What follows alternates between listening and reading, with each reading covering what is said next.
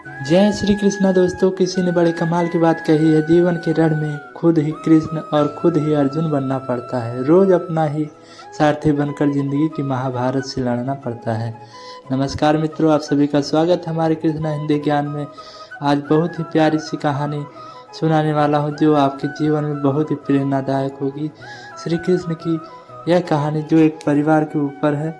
आज सुनते हैं। आपसे हाथ जोड़कर निवेदन है कि इस वीडियो को लास्ट तक जरूर देखना। श्री कृष्ण भगवान जन्माष्टमी के ऊपर यह कहानी है। कहानी शुरू होती है एक बिजनेसमैन से जो अपने बिजनेस को लेकर बहुत चिंता किया करते थे कि क्या होगा, आने वाला कल क्या होगा, मेरा लड़का बिजनेस संभाल पाएगा या नहीं, यही चिंता किया करते थे।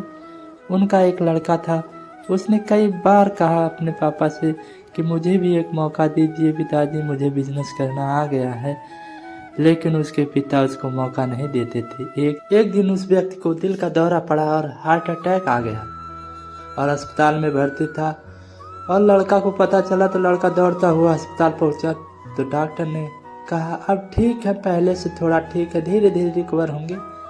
उस लड़के ने अपने दोस्त के पास फोन किया, कहा कि यार राजा, मेरे पापा हॉस्पिटल में एडमिट है। तो दोस्त ने पूछा क्या हुआ पापा को, फिर सारी बात बताई और फिर कहा, जो बिजनेसमैन का लड़का था उसने कहा कि चल यार, बहुत देर हो गई हॉस्पिटल में, बाहर घूम कर आते हैं। तो अस्पताल से बाहर निकलते ही एक आइसक्रीम वाला दिखा।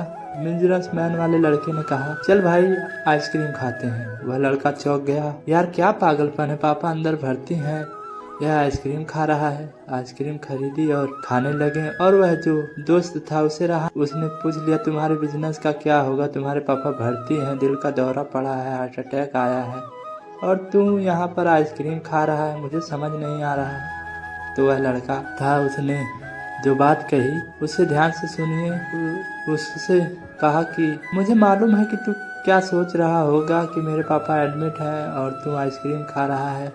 तुझे बता दूं कि मैं कृष्ण भगवान का बहुत बड़ा भक्त हूँ। उनकी दो बातें जिंदगी में हमेशा याद रखता हूँ। पहली बात, हम सबको पता है कि काम करो, फल की चिंता मत करो, जो होगा देखा जाएगा। मैं अपने काम पर फोकस करूंगा, बिजनेस भी अच्छा चलेगा। दूसरी बात, मैं तुझे एक कहानी सुनाता हूँ, समझ में आ जाएगी। भगवान श्री कृष्ण जो उनकी पत्नी मारुकमणि, इनका जब विवाह हुआ तो उनका जो बड़ा बेटा हुआ तो उसका नाम प्रद्युम्न था।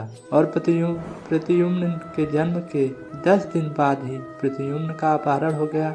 छोटे बच्चे का मारुकमणि नाराज रहने लगी, उदास रहने लगी कि क्या हो गया है। भगवान श्री कृष्ण कहते थे कि चिंता मत करो प्रद्युम्न, जहाँ होगा ठीक होगा, जहाँ भी होगा तुम स्वस्थ रहा करो, मस्त रहा करो। लेकिन इसी चिंता में रुक्मणी के दिन बीतते गए। 18 वर्ष बाद प्रद्युम्न की वापसी हुई। जब प्रद्युम्न द्वारका वापस आए तो उनके साथ उनकी पत्नी मायावती भी थी, उनके साथ थी। समस्या यह थी कि जो उनकी पत्नी मायावती थी उनसे उनकी उम्र 20 वर्ष ज्यादा थी प्रद्युम्न से। मारुकमणि तो बहुत खुश हुई पहले कि मेरा बच्चा आ गया, लेकिन फिर दुखी हुई कि इतनी बड़ी लड़की से शादी करके आ गया है। भगवान श्री कृष्ण के पास जाकर कहने लगी, श्री कृष्ण भगवान के पास जाकर कहने लगी क्या हो गया है। भगवान श्री कृष्ण ने कहा कि जो हो गया है उसको स्वीकार कर लो, चिंता मत करो। लेकिन रुक्मणी कहती थी कि बड़ी लड़की से शादी करके आ गया है। उनके मन में पता नहीं क्या क्या चल रहा था, बहुत सारी बातें सोच रही थी, उदास थी और दुखी थी, हुए जा रही थी। 1 साल 2 साल भी समय बीत रहा था, लेकिन वह अंदर ही अंदर कचोटती थी, वह दुखी रहती थी। 8 साल के बाद में रुक्मणी जी ने स्वीकार कर लिया कि प्रद्युम्न ने जो शादी करी वह ठीक है, ज़्यादा चिंता करने की ज़रूरत नहीं है। उसे उस शादी को उन्होंने स्वीकार कर लिया। एक तरीके से उन्होंने जिंदगी के 26 साल उन्होंने उदासी में बिता दिए।